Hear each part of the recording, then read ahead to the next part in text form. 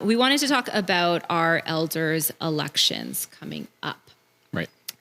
So we've got several new members, Matt, and we also have maybe some people who haven't really participated in different ways of doing elders' election. There's a couple different ways. And so the way that we're doing, I think we've just sent that out in the weekly email last week, and it will be in this week as well. It's a little bit different. It's a process. Do you want me to try to do you want me to describe the process a little bit? Yes, that would be great. Okay. Thank you. So, first of all, only members can vote. So you have to actually be a member of Prairie Presbyterian Church to vote. And all members are eligible to be voted for, except for those elders who are currently serving on session. Okay, so those elders currently serving on session, they can vote, but you can't vote for them because they're already on the session. Okay, what we're doing is we're actually mailing you, like in the mail, real paper in the mail is going to come to you a little packet that is going to describe the process in the packet, and it will also have a list of all the current members of the church. All right. So the way we are doing our voting process this time is actually called a ballot of members. So we're looking for up to 4 new elders. And in your packet, you'll have that list. And then you'll also have a ballot that has 4 lines on it, blank lines. And you can write down up to 4 names. You don't have to write down 4. You can write down 1 or 3, 2, whatever. But no more than 4. You can write down up to 4 names on your ballot. It doesn't matter the order that they're ranked in, okay? So it's just, if they're on the, if they go on your ballot, you are voting for them, basically. And that is actually your vote for eldership. You do not have to consult the person that you're writing down, okay? That'll be completely confidential between you and the session. In fact, the session doesn't even know who's voting for who. Okay, through the process. So you basically write down who you think would make a really great elder, put it on the ballot, you put it in an envelope. We're providing you with the envelope. You seal the envelope. You have to assign the outside of the envelope, okay? So because we have to verify that you're a member. And then that envelope, you put in another envelope that we'll give you as a self-addressed envelope, and you can mail it back to the church, or you can drop it off at the church in the blue mailbox at the back of the church. But yeah, it actually has to physically come back to us, okay? And it needs to be back by November 1st. So please get it done. Post-dated by soon. November 1st. Yeah.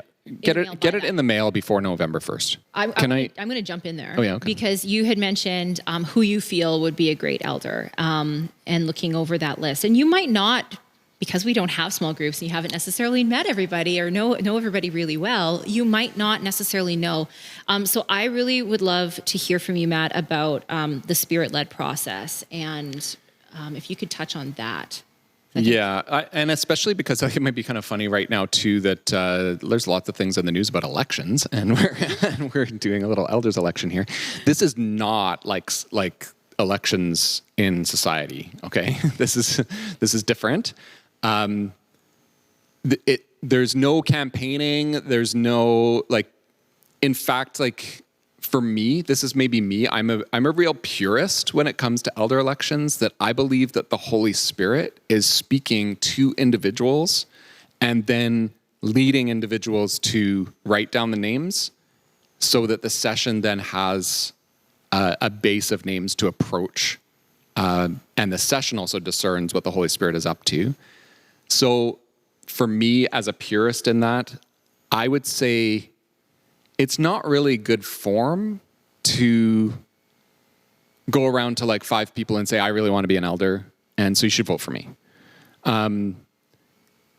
That it's different to talk with some of the people you're close to in the congregation and say, who do you think would be a good elder? That might be part of discerning what the Holy Spirit is up to, is to do that in community. I'm kind of trying to figure out who would be a good elder.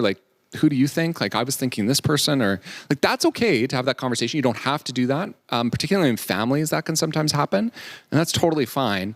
But kind of active campaigning, I wouldn't think that would be something that we normally do. We just trust that the Holy Spirit is at work in the process. And that's a kind of a big thing for Presbyterians, is that we believe the Holy Spirit works through the processes of the church and not just through individuals. So that's kind of important to me. I should say as well, just about the actual ballot process. Lots of times we're used to there being a nomination process, and then that nomination leads to like an actual ballot that has like 3 or 4 names on it, and then you can vote, or like 8 names on it, and then you vote out of that subset, okay? So you vote for the people on the ballot. This is not that process, okay? So this, all you do is you write down the names, up to 4 names that you believe would be good elders. Those votes will be counted by the session, and at that point,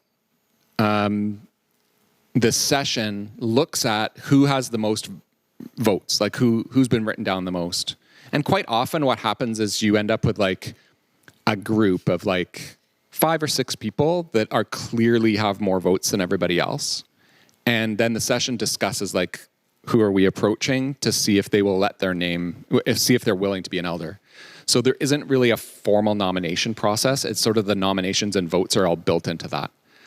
So at that point, we would then approach, up to 4. It doesn't mean for sure we're going to end up with 4. We might end up with 2 or 3 or 1.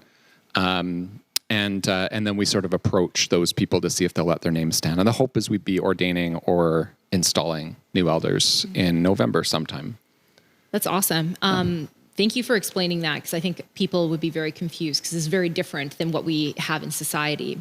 The other thing to note is that we have term service. Yeah. So if we don't have 4 new people that we bring on as elders, then there's the possibility of running elders elections again in a year or 2, whenever it makes sense. And the session will discern all of that too. Well, actually, we have elder elections every 2 years, no matter what. So, there you go. Because when you have a term service, a third of the session rotates off every 2 years. Right. Because they're 6-year terms. We actually have less elders than we should right now. So we're trying to add enough so that those rotation terms can work properly. So I guess maybe the last thing I want to say about this is just really encourage you to actually vote, because it can be tempting, particularly right now where it's challenging because we're not gathering in person. And people might feel like, well, do I really know people that well? Think really carefully about the people you do know in the church and who would make a good elder. And we've put some things in your packet that kind of give you some things to think about for how you make that decision. So you can read through that. But really do vote, because if nobody votes, then it kind of doesn't give us a basis for calling an elder. And we're a small church. Like we need everybody to participate as much as possible. That also gives us the best reflection of who the church really is, right? So we need people of all ages. If your name is on that membership ballot, we really need you to, that membership list, we really need you to vote. So, yeah. Awesome. Thank you. And thank you, friends, for sticking with us and hearing about small groups and elders elections. And we look forward to seeing how this all unfolds. Peace.